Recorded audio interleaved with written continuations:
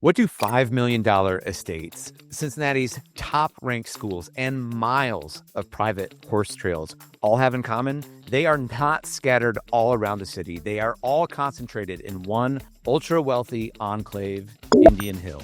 So in this video, I want to show you why Indian Hill consistently ranks as Ohio's richest community. We're going to look at what makes this place feel more like a private countryside retreat than your normal Cincinnati suburb. And we're going to look at some of the key trade-offs that buyers need to understand and what exactly you need to do to prepare if you are wanting to invest in Indian Hill. So hey guys, welcome in. My name is Eric with Team Sztanyo. I'm a local real estate expert here. We love helping families relocate, whether that's executives, business owners, or just families trying to find the right neighborhood for them. That's a bit of our specialty here. And today we're looking at Indian Hill, which is unlike any other place in the region. So let's get into it. All right, let's set the stage before we get into it. First of all, why has Indian Hill become the benchmark for wealth in Cincinnati? Indian Hill isn't just another suburb. It's officially named the Village of Indian Hill, and it's a place designed to protect exclusivity, privacy, and prestige. And with less than 6,100 residents, it is intentionally kept small, quiet, and ultra private. Let's jump into a few of the numbers. Now, Indian Hill has the highest median income in all of Ohio at around $228,000, and the average household income is around $390,000. So there's a lot of wealth concentrated here. And just for a little bit of reference, the median income in all of Ohio is about $73,000 as of 2023. So it's a lot higher here in Indian Hill. Now, what about home values? The median home price here in Indian Hill is about $2 million. Now, again, for reference, the median home price in Cincinnati is right around $300,000 right now. So you're looking at about 7 times the normal median home price in Cincinnati, Ohio. And it's not uncommon to see a lot of these estates sell for $2, $3, $4, $5 million. And that's for the home sales you see that are registered on the MLS. It's also not uncommon to see home sales that go off market and maybe aren't registered on the MLS for these home sales in Indian Hill. Now, let's talk about population and density. Now, there's only about 6,000 residents in Indian Hill in a 20 square mile radius. So what does that mean? It means that large lots, estate style lots, 1, 3, 5 acres or more, lots of privacy. That is the norm in Indian Hill. And it has been like that for decades now, back to the 70s. So what sets Indian Hill apart from other wealthy enclaves in Cincinnati, like let's say Hyde Park or Mason, Ohio? Indian Hill really sets itself apart from these other areas by emphasizing a strict rural, private atmosphere with large wooded lots, no commercial development, and a focus on nature and recreation. You compare that to Hyde Park, which is more urban, a little bit more commercial. You've got the beautiful Hyde Park Square, or Mason, which is more of that suburb feel and, really nice streets, also great schools, but you've got that entertainment feel as well because you're close to Kings Island. Indian Hill is kind of a different animal. It's top-ranked school district, extensive green spaces with bridle trails, and a commitment to a luxurious yet secluded lifestyle offer a distinct alternative to the more vibrant commercial space you're going to feel in Hyde Park, or that more entertainment-focused environment that you're going to find somewhere like Mason, Ohio. All right, let's keep drilling down a little bit further because it's really these low-density zoning laws and this village identity that really helps preserve Indian Hill's exclusivity. So there's really a few things here that is helping preserve Indian Hill's exclusivity. Number one, there are zoning laws around lot sizes. So the zoning code mandates that the minimum lot sizes range from 1 to 5 acres, with higher minimums further from the village's core. What this does is it limits the number of homes that can be built, and it drives up the cost of available property. Secondly, there are limits on a subdivision. So there are strict anti-subdivision rules that prevent developers from dividing large parcels into smaller, more affordable lots. And this creates a fixed and scarce supply of land, intensifying competition and further inflating property values. All right, the next one is a big one. There's no commercial development in Indian Hill. When you drive through it, you're like, where am I? Like, there's no restaurants, there's no shops. What is going on here? So the village is zoned almost entirely for single family and agricultural use, with no commercial developments allowed within its borders. This is such a rare thing to find in the US anymore, right? It's really, really cool. Though because there is no commercial development in Indian Hill, this really helps preserve the village's quiet and unique character. There's another interesting piece here that's actually in the charter of Indian Hill. And what Indian Hill's charter actually states is that the purpose is to be a rural neighborhood, despite being located next to a major city. And so this provides the foundational legal and community-based rationale for its low-density regulations and the land preservation efforts. So all these things work together, right? The large minimum lot sizes, the limits on subdivisions, the no commercial development, and the actual purpose in the charter itself. All of these things work together to make this place so exclusive and so unique.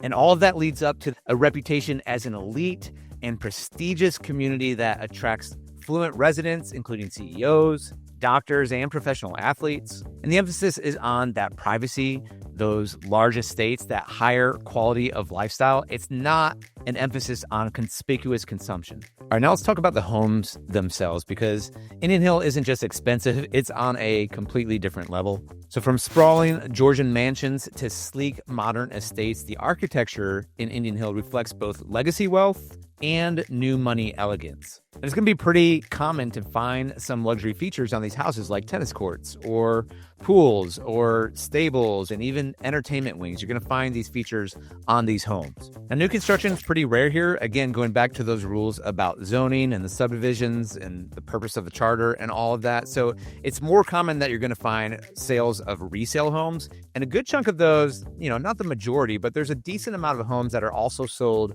off market every single year. Now, that doesn't mean that you can't get in. In fact, I looked up the numbers recently, and in 2024, there were 117 sales of single family homes that I found on the MLS in the Indian Hill School District. And as of, mid-September here in 2025, there's been 91 sales on the MLS. Well, let's compare it a little bit. So how does the acreage and how does the privacy in Indian Hill affect the pricing of houses compared to other luxury places in town? Let's say Hyde Park or Mount Adams. And ultimately, these areas provide different things. Like in Hyde Park, you're getting that walkability. You get that charming Hyde Park Square. In Mount Adams, you also have these wealthy homes, but you're getting that urban, dense luxury feel. It's also a very unique place all on its own. But again, going back to these strict zoning laws and these larger lot sizes, if that's what you're looking for, that privacy, that seclusion there, that exclusivity, that prestige, you are going to be paying a premium. The median price per square foot in Indian Hill is going to be around $361 as of 2025. So again, that seclusion, that privacy, that is what you're actually paying for in Indian Hill, and it does come at a premium price. All right, another question you might be wondering is, are the buyers looking at Indian Hill, are they prioritizing the modern amenities of a home or that historic pedigree? The market definitely caters to affluent buyers who seek both the charm of historic architecture and the high-end comforts of contemporary living. And so what you see here is many of these historic estates have been renovated and expanded to incorporate modern features reflecting the demand for both elements. All right, let's talk a little bit about lifestyle and amenities in Indian Hill, because it's not just about the homes, although they are very cool and beautiful. Indian Hill really offers a lifestyle that you can't find anywhere else in Cincinnati. Think of it as a countryside retreat for the ultra wealthy, where exclusivity meets nature and privacy, all within a short drive to downtown. You're probably looking at about 20 minutes to downtown Cincinnati. All right, first of all, you need to know about the equestrian culture in Indian Hill. It is real, it is legit. There are over 75 miles of private bridle trails. There are stables, and there are large acreages that support horse ownership. Additionally, when you're talking about security, there's actually a dedicated local police force called the Indian Hill Rangers. Now, this police force is renowned for protecting the community's safety and privacy. So if you're living in Indian Hill, you have your own dedicated police force looking out for your safety of you, your family, your kids. It's pretty nice. So you might be saying, hey, Eric, that's great. I've never touched a horse. I don't like horses. My kids don't ride horses. I know nothing about horses. I don't care about 75 miles of bridle trails. So how does that impact me if I were to move to Indian Hill? That's an excellent question, let me tell you. And I think for families moving to Indian Hill, it's less about a strict requirement. I think it's just more important that you realize that this is part of the identity. Maybe I'll check it out, maybe I won't, but just know that it is part of the culture there in the village. All right, let's talk about some trade-offs and challenges. I don't want to paint it as if it's a completely, everything's roses, right? Everything's perfect. Nothing in life is perfect, right? Even if you buy an Indian Hill, nothing is perfect. All right, so what are some of those trade-offs? I mean, number one, there's going to be low inventory, right? There is such a high demand for this prestige, for this exclusivity. Even if houses do come on the market, they might go pretty fast. They might, get into these off-market deals that can be hard to get in. And so there are some challenges from an inventory standpoint. Number two, there's going to be some high carrying costs. There's going to be some estate maintenance, right? When you have this much land, maybe you have a septic system. Maybe you're taking care of a horse stable or cutting trails or, these different costs. Obviously, the price point's a bit higher. And so your carrying costs, your property taxes, these things might be more expensive than what you're used to. Or if you buy in these other neighborhoods. And, if you're used to shopping in this $2 million price point, you might be more used to newer homes. This could be a little bit different where these homes are older and they might require more maintenance. They might require some updating. So there might be more costs on that if you're used to buying a penthouse or something that's been built in the last 5 or 10 years, doesn't require that much maintenance and those costs. That's something you should probably look out for and know going in. And lastly, while having the nature feel, the privacy, the quiet, the serenity is all very nice, there is a convenience trade-off, right? You don't have the grocery store or the strip malls or the different shops all right in Indian Hill. You do need to drive to nearby Kenwood or Madeira or Montgomery, to do your everyday shopping, and it's all not right there. So there's a bit of a convenience trade-off, although we're talking, 5-10 minute drive. So that's something you might want to consider as well. There's no question that one of the reasons so many buyers love Indian Hill is for the privacy, and they buy in specifically into the village here because they want that privacy. And you get that with these mature trees. You get these with these private drives that are set back off the road. You get that with these 1, 3, 5 acre estates or more. You get all of this privacy, and it's really important if you're choosing Indian Hill, and that's a big deal for you. You want your life, your family to have that privacy, and you're paying a premium for that. It's important that you're working with a real estate agent who understands that, sometimes luxury buyers, they don't want all their information out there plastered on social media, right? You want someone who's going to be discreet. You want someone who's not going to throw your information all out on the internet. You're buying here for the privacy, and you need to make sure you're working with an agent who understands that and helps you throughout the transaction, making sure you're maintaining that level of privacy. We work with a number of luxury agents at Team Sztanyo. We understand your needs, your concerns. We understand that if you're choosing a place like Indian Hill, that's a big deal for you. All right, so another big reason why Indian Hill attracts the wealthiest families in Cincinnati is definitely the schools. The Indian Hill School District consistently ranks in the top schools in all of Ohio. So it is a major driver of demand and a huge reason why the most affluent families want to live right here in Indian Hill. So when you're reviewing school districts in the Cincinnati area, I always recommend people go check out niche.com. Another one is greatschools.org.